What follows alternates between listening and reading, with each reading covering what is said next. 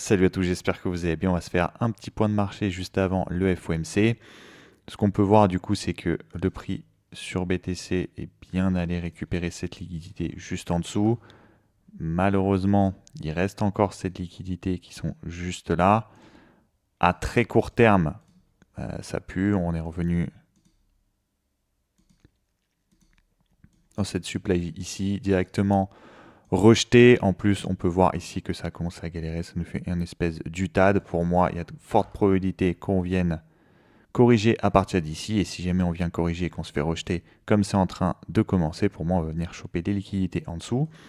Le scénario qui, pour moi, serait le plus bullish, ça voudrait dire qu'on vienne juste ici, qu'on fasse un retour par ici, qu'on vienne liquider hop, les 80K et qu'en fait, juste après, on refasse une réaccumulation en dessous. On aurait pris les liquidités ici, les liquidités ici, les liquidités ici. On pourra avoir du coup pas mal de force pour aller faire un mouvement comme ça et partir vraiment avec puissance. Pour moi, si jamais on fait vraiment ça et qu'on fait un break haussier, je me mettrais carrément à l'achat sur notamment les alts, même le BTC, sur les dérivés, même pourquoi pas en spot, ça dépendra. Je pense que les alts, bon, j'en parlerai après, mais ça sera un peu du pick-up plus qu'autre chose. Et sur certains qui ont du momentum, je les prendrai en dérivé. Avec, du coup, si jamais mon biais s'exécute, on pourrait pour moi facilement aller chercher les 102 000. Après, on aura un retour du FOMO à partir d'ici. On aurait forcément une grosse correction. On pourrait continuer à la hausse. Pour moi, c'est le scénario le plus probable. Enfin, en tout cas, ce serait le scénario pas forcément le plus probable, mais si jamais ça y arrive, pour moi, ce serait le scénario le plus bullish, puisque vraiment, on aurait totalement une capitulation, notamment sur BTC, parce que si jamais BTC vient break ces niveaux-là, vous doutez bien que sur les altcoins, on va prendre vraiment cher. Si jamais on part à partir d'ici, ça pourrait le faire, mais du coup, ça va être une construction pour moi qui va être un peu plus lente. La chose qu'on peut prendre en compte, c'est que les altcoins sont vraiment dans un bel endroit, je trouve. Le problème, c'est que comme à chaque fois, quand les altcoins nous donnent des bons signaux, si jamais BTC ne suit pas, on se fait quand même démonter. C'est-à-dire que on va passer rapidement, par exemple, sur Hype. On arrive, on casse vite fait les structures en quelques heures. Hein. Si jamais on se met en 4 heures, on a cassé la structure.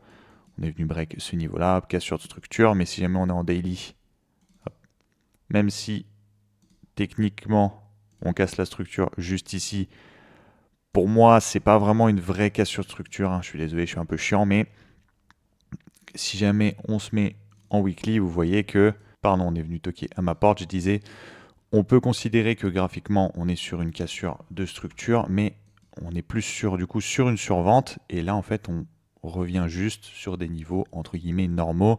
Je vous en avais déjà parlé sur pas mal d'altcoins qui font des surventes et qui reviennent. C'est des petites cassures de structure, mais juste après, quand on arrive sur des endroits où il y a pas mal d'ordres à refermer, tout de suite, on fait une petite descente comme ça. C'est arrivé sur RSR, c'est en train d'arriver sur Ender. Je vais remonter en daily. Regardez. Hop. Dans tout ce niveau-là, en fait, vous avez cet order block qui est juste ici. Hop. On est venu refermer. Du coup, quel est l'order block à venir refermer après? Hop, c'est celui-là et on y est. Donc pour moi, il va avoir une réaction à la baisse sur le hype. Le prix autant sacrifié sur le hype, c'était du coup des whales qui étaient en survente. Donc j'étais absolument pas au courant. Mais ça explique pourquoi le coin s'est fait démonter comme ça. On peut voir, hop, personnellement, j'attendais cette zone juste ici, j'ai pas été déclenché. Il y avait le golden ticket qui était ici. Vraiment, s'il arrivait par là, j'aurais mis ma maison dessus. Ce niveau-là aussi, j'attendais, donc j'ai absolument pas pris de hype. Pump, par contre, j'en avais repris et ça a plutôt bien marché, exactement comme le hyper liquide. On est juste revenu au-dessus. Est-ce qu'on a pris liquidité au-dessus? Non. C'est un peu bizarre parce qu'il y avait quand même des equal high à venir aller chercher. Donc la réaction juste ici, c'est un peu bizarre. On est juste venu prendre ce niveau juste ici.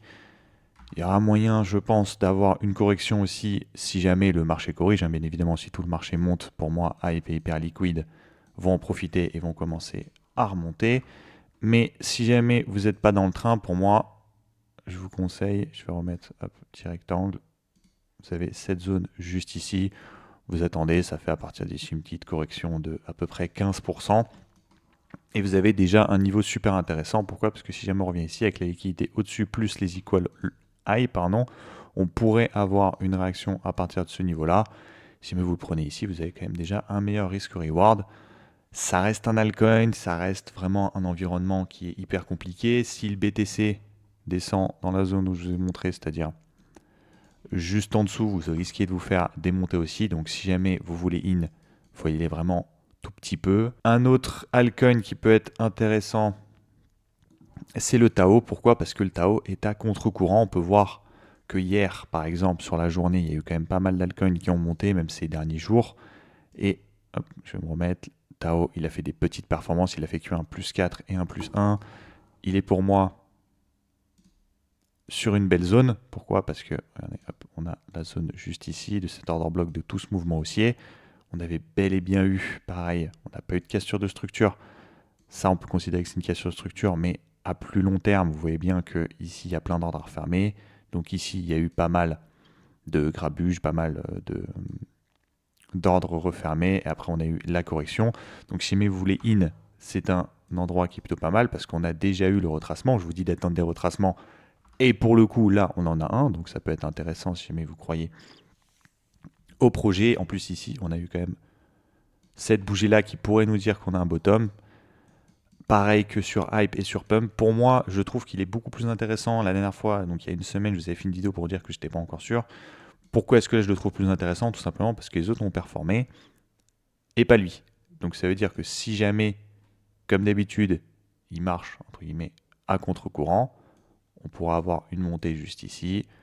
On aurait potentiellement un retracement à partir d'ici, mais déjà, hop, à partir d'ici, ça nous ferait déjà un plus 26% qui pourrait être intéressant. Render aussi, alors oui, Render c'est pareil, si jamais vous voulez in, pour moi il faudra encore attendre un peu, on pourrait revenir dans cette zone juste ici, ça pourrait être vraiment un endroit intéressant, surtout que j'ai toujours pas compris pourquoi est-ce qu'il avait pump. Si jamais vous avez les informations, je suis preneur parce que j'ai toujours pas compris pourquoi est-ce qu'il avait pump comme ça. Si c'est juste parce que on se rend compte qu'on a besoin de cartes graphiques, c'était le cas il y a déjà 6 mois, 1 an. Après, je trouve pas que ça soit l'un des plus intéressants à court terme. Celui qui m'intéresse un peu plus, c'est Pendle. Je trouve que vraiment, il n'a pas encore performé. Il est sur des niveaux, si on prend une grosse box à peu près dans ce niveau-là, on peut considérer qu'il est en bas de son rectangle. Je le trouve vachement intéressant, surtout qu'on n'en parle pas beaucoup.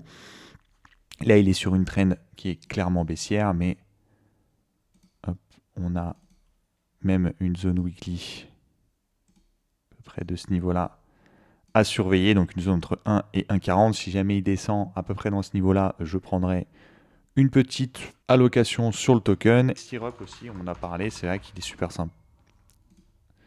Je ne l'ai absolument pas regardé. Comment il a performé ces derniers jours? Ok, pas trop mal. Je trouve plutôt intéressant. Alors le seul problème que j'ai avec Syrup, c'est que malheureusement, il se tient bien, mais on a bien vu que quand il y avait des mouvements de marché, il n'a pas forcément profité. C'est-à-dire qu'il avait fait un run et puis après il a fait rien du tout. La chose qui peut être intéressante vraiment à Pendle, avec Syrup, c'est que si jamais on arrive à performer, il y a l'ATH qui est juste ici. Donc à partir d'ici, ça nous ferait 1 plus 90%. Et juste après, on sera en découverte de prix. Et on sait très bien que découverte de prix, ça peut partir vraiment sur les paraboles. Après, nous ne nous emballons pas. On n'est absolument pas dans ce cas-là. Mais si jamais vous croyez au projet Syrup, pour moi, c'est un projet qui n'est vraiment pas à délaisser. Puis on peut voir qu'il arrive quand même à bien garder son prix, ce qui est quand même vachement bien quand on voit que certains altcoins se sont pris des tartes à moins 90, moins 95%. Autre chose qui peut être intéressante, c'est qu'il est sur le narratif de la DeFi. Et historiquement, la DeFi, c'est un narratif qui marche extrêmement bien et qui performe extrêmement bien. C'est pour ça que, notamment, je m'intéresse au Pendle. Pour finir, on va s'intéresser du coup au Silver qui a complètement explosé à la hausse.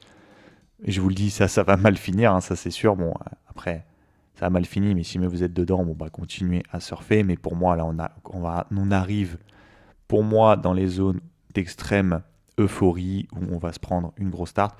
D'ailleurs, hier, il s'est passé, pour vous dire la grosse descente juste ici. Alors j'ai vu, c'est un thread de Fineco, il me semble, oui c'est même sûr que c'est de Fineco, qui expliquait qu'on a eu un Sigma 6. Alors je vais pas faire l'expert parce que j'ai juste regardé son truc, mais en gros les Sigma c'est pour dire à peu près les niveaux de variation de prix. Et il y a eu une variation du prix en 1h30, on s'est pris moins 900 milliards de capitalisation, je crois, sur le silver. Et une variation de ce type-là, ça correspond à une variation de type de Sigma 6, qui correspond à une variation qu'on peut retrouver notamment quand il y a eu la crise du Covid ou la crise de 2008. Donc c'est vraiment des choses qui arrivent très rarement et on l'a eu hier. Malgré ça, pour moi, je pensais que ça allait signer la fin du run, qu'on allait juste retracer un petit peu et repartir direction les 96, 98 et après potentiellement refaire une hausse, mais je pensais que ça allait vraiment marquer un break-off structure et qu'on commence à descendre, mais absolument pas. Pour l'instant, il y a de la résilience.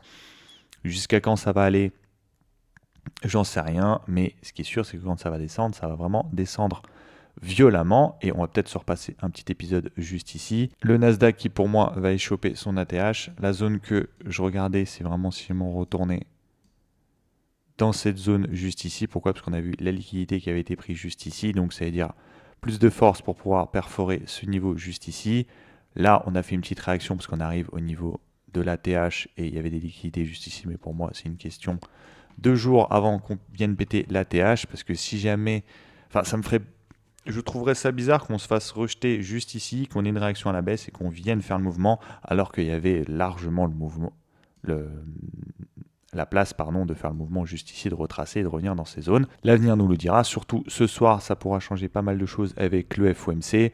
Les taux vont absolument pas changer. Ce qui va être intéressant, c'est de voir le discours de Tonton Powell. Je vais vous mettre en commentaire le lien de Fineco, du Sigma 6 dont je vous ai parlé si jamais ça vous intéresse.